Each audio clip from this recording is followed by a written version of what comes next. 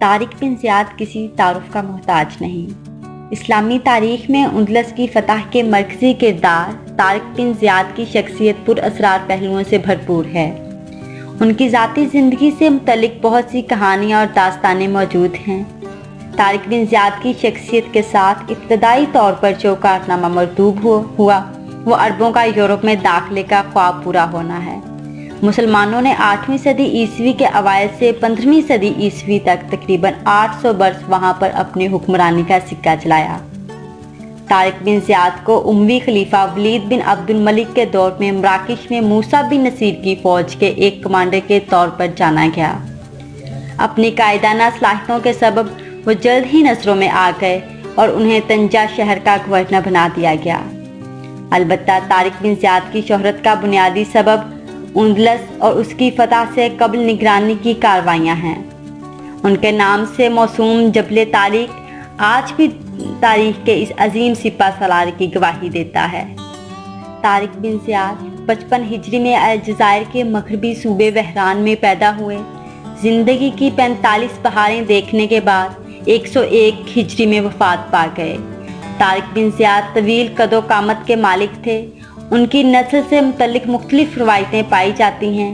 پہلی روایت ان کو افریقی بربر قبیلے سے جوڑتی ہے۔ دوسری روایت کے مطابق ان کا تعلق ایران کے صوبے ہمدان سے تھا۔ تیسری اور آخری روایت کہتی ہے کہ ان کے آباء و اجداد کا تعلق یمن کے علاقے حضرموت سے تھا۔ طارق بن زیاد کے نسب کی طرح ان کی زندگی کا اختتام بھی پراسراریت کے پردوں میں دبا ہوا ہے۔ مشہور یہ ہے کہ طارق بن زیاد موسیٰ بن نصیر کے ساتھ دمشق لوٹ آئے تھے، جس کا سبب دونوں کے درمیان اختلاف تھا۔ آخر کار خلیفہ ولید بن عبد الملک نے دونوں کو معزول کر دیا۔ کہا جاتا ہے کہ زندگی کے آخری ایام طارق بن زیاد نے غربت میں گزارے، بلکہ یہاں تک کہ انہیں مساجد کے باہر سوال کرتے ہوئے دیکھا گیا۔ اگر یہ بات درست ہے تو پھر اس اموی سلطنت کے اس عظیم سپہ سالار کے ساتھ بہت بڑی ناانصافی کہا جائے گا۔ موسیٰ نصیر نے طارق بن زیاد کے ذریعے مراکش میں کامیابیاں سمیٹی اور پھر طارق بن زیاد کو بلندی کی طرف جاتا ہوا دیکھ کر حسد محسوس کرنے لگا۔ ان تمام امور کے باوجود طارق بن زیاد کا نام تاریخ میں امر ہو کر بہت سے مقامات کے ساتھ منسوب ہو چکا ہے، جن میں سر فہرست جبل طارق ہے۔ سال 2012 میں برطانیہ کے مرکزی بینک نے جبرالٹر کی حکومت کے لیے 5 پاؤنڈ کا ایک کرنسی نوٹ جاری کیا، جس پر طارق بن زیاد کی تصویر تھی۔ 30 اپریل 711 عیسوی کو طارق بن زیاد کی فوج جبرالٹر پر اتری۔ واضح رہے کہ جبرالٹر اس علاقے کے عربی نام جبل طارق کی بگڑی ہوئی شکل ہے۔ اسپین کی سرزمین پر اترنے کے بعد طارق بن زیاد نے تمام کشتیوں کو جلا دینے کا حکم دیا تاکہ فوج فرار کے بارے میں سوچ بھی نہ سکے۔ انہوں نے 7000 کے مختصر لشکر کے ساتھ پیش قدمی شروع کی اور بعد ازاں 19 جولائی کو جنگ وادی لکا میں وزیگوت حکمران لزریک کے 1,00,000 کے لشکر کا سامنا کیا اور مارکے میں ایک ہی دن میں 32 شکست دی اور اس جنگ میں روڈ ورک مارا گیا۔ فتح کے بعد طارق بن زیاد نے بغیر کسی مزاحمت کے دارالحکومت طلیطلیہ پر قبضہ کر لیا۔ طارق بن زیاد کو ہسپانیہ کا گورنر بنا دیا گیا، لیکن جلد انہیں دمشق طلب کیا گیا کیونکہ خلیفہ ولید اول سے ہسپانیہ پر چڑھائی کی اجازت نہیں لی گئی تھی۔ طارق بن زیاد بربر نسل سے تعلق رکھنے والے مسلم سپہ سالار اور بنو امیہ کے جرنیل تھے، جنہوں نے 711 عیسوی میں ہسپانیہ میں عیسائی حکومت کا خاتمہ کر کے یورپ میں مسلم اقتدار کا آغاز کیا۔ انہیں اسپین کی تاریخ کے اہم ترین عسکری رہنماؤں سے ایک سمجھا جاتا ہے۔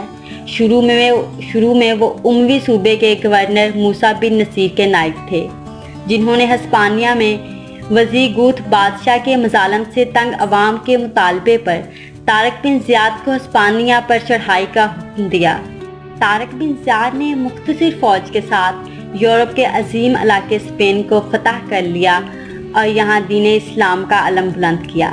اسپین کی فتح یہاں پر اسلامی حکومت کا قیام ایک ایسا تاریخی واقعہ ہے جس نے یورپ کو سیاسی، معاشی اور ثقافتی پسماندگی سے نکال کر ایک نئی بصیرت عطا کی اور اس پر ناقابل فراموش اثرات مرتب کیے۔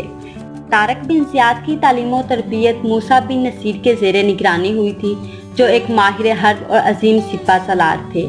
اسی لیے طارق بن زیاد نے فن سپہ گیری میں جلد ہی شہرت حاصل کر لی۔ ہر طرف ان کی بہادری کا عسکری چالوں کے چرچے ہونے لگے۔ طارق بن زیاد نے صرف دنیا کے بہترین سپہ سالاروں میں سے ایک تھے، بلکہ وہ متقی، فرض شناس اور بلند ہمت انسان بھی تھے۔ طارق بن زیاد کی حسن اخلاق کی وجہ سے عوام سپاہی انہیں احترام کی نظر سے دیکھتے تھے۔ افریقہ کی اسلامی سلطنت کو اندلس کی بحری قوت سے خطرہ لاحق تھا، جبکہ اندلس کے عوام کا مطالبہ بھی تھا۔ اسی لیے گورنر موسیٰ بن نصیر نے دشمن کی طاقت اور دفاعی استحکام کا جائزہ لے کر طارق بن زیاد کی کمان میں 7,000، بعض مورخین کے نزدیک 12,000 فوج دے کر انہیں ہسپانیہ کی فتح کے لیے روانہ کیا۔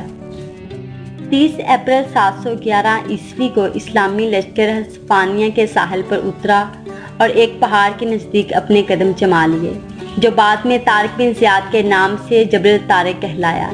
طارق بن زیاد نے جنگ کے لیے محفوظ جگہ منتخب کی اور اس موقع پر اپنی فوج سے نہایت ولولہ انگیز خطاب کیا اور کہا کہ ہمارے سامنے دشمن اور پیچھے سمندر ہے۔ جنگ سے قبل انہوں نے اپنے تمام بحری جہازوں کو جلا دینے کا حکم دیا تاکہ دشمن کی کثیر تعداد کے بعد اسلامی لشکر بددل ہو کر اگر پس پائی کا خیال لائے تو واپس کا راستہ نہ ہو۔